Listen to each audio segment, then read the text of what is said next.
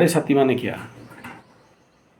तो जब तक साढ़े साती को नहीं समझे हो और साढ़े साती का हर वो चीज़ को तुम सोचो कि हम रख लें, शादी कर लें, तो फिर जिंदगी भर उसके लिए कष्ट तो लिखा हुआ है। तुम देख लो कोशिश करके, साढ़े साती का कोई भी चीज़ तुम्हारे ज़िंदगी में कितना रहता है। हाँ, साढ़े साती का आखिरी ढैया का आखिरी चरण में जब शनि बाबा लास्ट डिग्री में चलते रहते हैं तो कुछ रिवार्ड एवार्ड बोनस के लिए कुछ दे देते हैं, तो वो एक कंडीशन रहता है। साथ में शनि का महादशा भी होना चाहिए तभी, ठीक है ना। लेकिन साढ़े साती मीन्स ऐसा समझो कि जहाँ तुम्हारा ऑडिट हो रहा है, ठीक है, तुम्हारे सारे 30 साल का जितना भी लेन देन है, जितना भी तुम पाप किया, पुण्य किया, कर्म किया, उसका सब मतलब लेखा जोखा हिसाब होता है। और तुम जो भी पाप किया, बहुत से लोग बोलते हैं हम तो किसी कोई पाप नहीं किया लेकिन हमको क्यों दंड मिल रहा है। बिना पाप का दंड कैसे मिल सकता है? तुम ये बोलोगे कि इस जन्म में हम कोई ऐसा गुनाह नहीं किया, उसके बावजूद मुझे इतना दंड क्यों मिल रहा है? तुम्हारे दृष्टि में तुम गुनाह नहीं किया। अभी एक केस में आया था, बोला मैं सर गुरुजी कुछ नहीं किया, कोई दंड दोष पाप कष्ट ने कुछ नहीं किया, लेकिन मेरा ज़िंदगी पस्त हो गया शनि के साढ़े साती में, और आप जो जो बोलते हो सब दंड मिल गया। तो क्या क्या दंड मिल गया? बोला आप बोले बच्चों का स्कूल फीस, ट्यूशन फीस देने के लिए नहीं होगा, नहीं है, बहन बीवी का गहना बिक जाएगा, बिक गया, घर द्वार जमीन बाड़ी बिक जाएगा, बिकने का कोशिश कर रहा हूँ नहीं बिक रहा है, ऋण सर पे चढ़ के बात कर रहा है।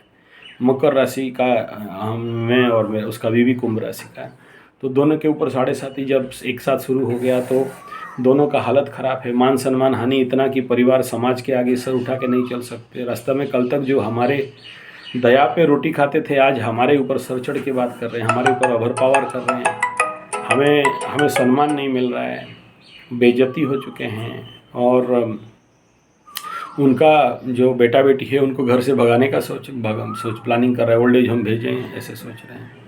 तो आज ज़िंदगी भर जो नहीं हुआ वो अभी हो गया, और बोला बहुत कुछ जल गया, पुड़ गया, आग लग गया, और जो जो नहीं घटना चाहिए सब घट गया, बहुत दुखी हैं, पीड़ित हैं। ऐसा क्या पाप कर? वो अपना हिस्ट्री गिनाने लगा। मैं बोला उसका कुंडली देखा, मैं बोला कितना बच्चे मारे हो, कितना भ्रूण हत्या किए हो? तो मैं देख के बोला कम से कम 3 बच्चे तो मारने वाले दिख रहे हो, 3 बच्चे मारे हो गए तभी जाके। तो भ्रूण हत्या क्या पाप है? वो तो ऐसा हुआ तैसा हुआ इसलिए भ्रूण हत्या कर दिए।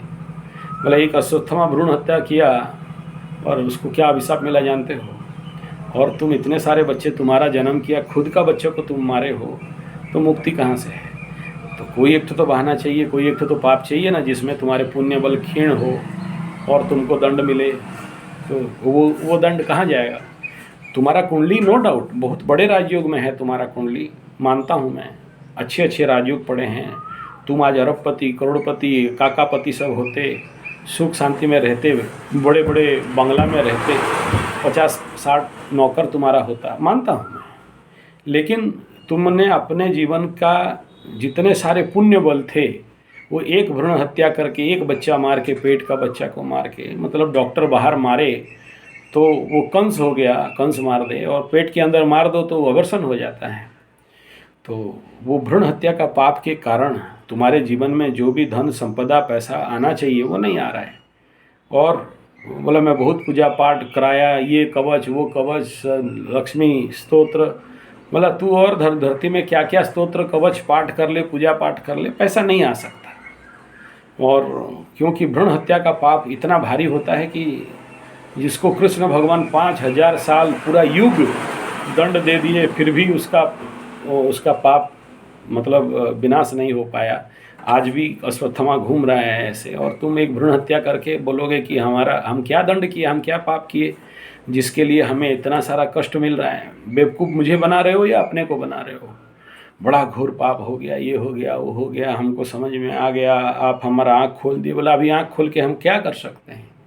तुम तो मेरे को खड़े खड़े झूठ बोल रहे हो, शनि बाबा को झूठ बोल रहे हो खड़े खड़े कि हम कोई पाप नहीं किए हैं। और खुद बोल रहे हो कि 3-3 बच्चे अपने से स्वीकार कर रहे हो। पहले तो स्वीकार भी नहीं कर रहे थे। जब कुंडली उघाड़ा और निकाला और बोला कि तुम इतना इतना किए हो, तो अब तुम मेरे को बोल रहे हो कि अब क्या रास्ता है, क्या रास्ता है, और उसको भुगतना पड़ेगा।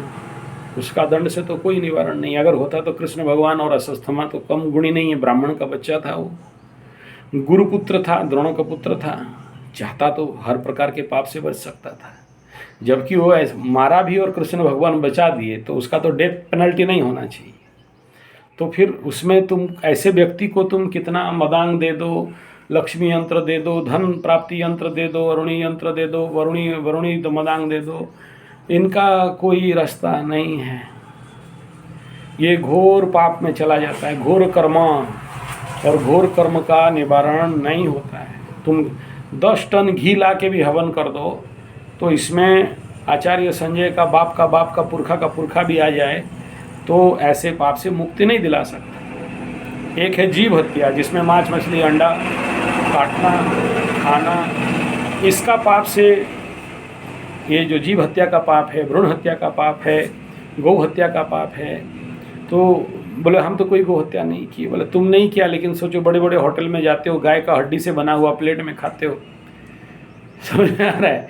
तो ऐसे ज्ञान जान अनजाने में जो भी हम लोग करते हैं, तो वो तो गुरुजी अनजाने में हो जाता है। तुम बोलोगे बाएं तरफ हम चल रहे हैं, गुरुजी तुमको बोला कि भारत का नियम है बाएं तरफ चलना, दाहिने तरफ चलोगे, बोलोगे अनजान में दाहिने तरफ चले, तो ट्रक छोड़ देगा, दवा के पापड़ बना देगा, मर जाओगे। ठीक है, तो इसमें जान अनजान का विषय नहीं है।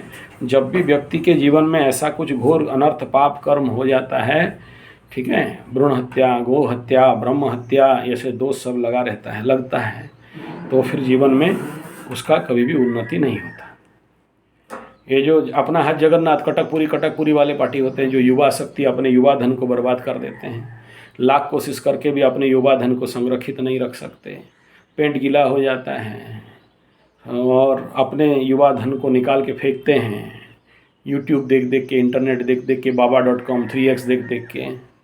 तो होता क्या है ना, जो बच्चा सोचो डॉक्टर इंजीनियर IAS OS बनने वाला था, वो बेटा भिखारी बनने का भी लायक नहीं रहता, भिखारी बनने का भी लायक नहीं रहता। तो भीख भी मांगेगा ना, तो रास्ता में कोई देगा नहीं उसको, नहीं है, वो निकाल दिया।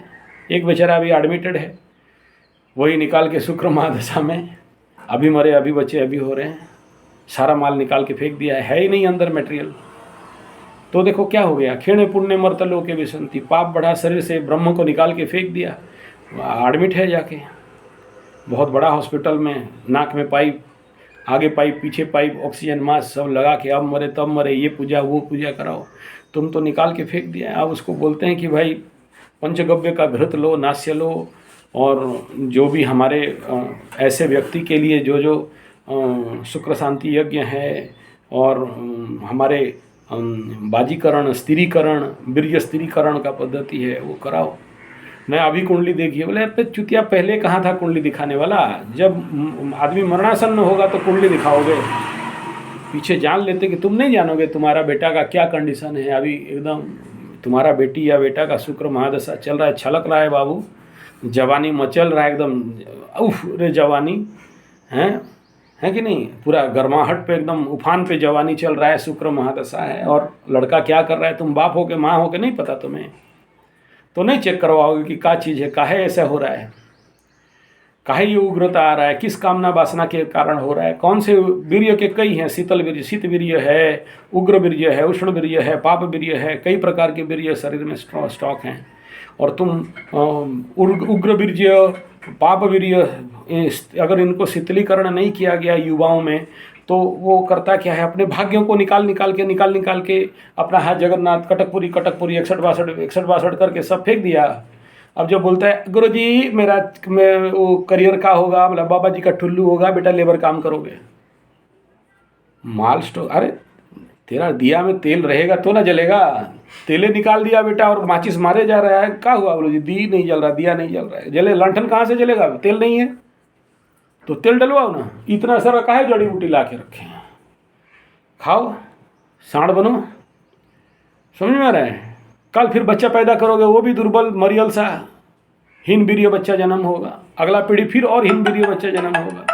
और वीर्य नहीं है तो बुद्धिहीन है, गवरू गवार ढोल गधा सुन, समझ में आ रहा है।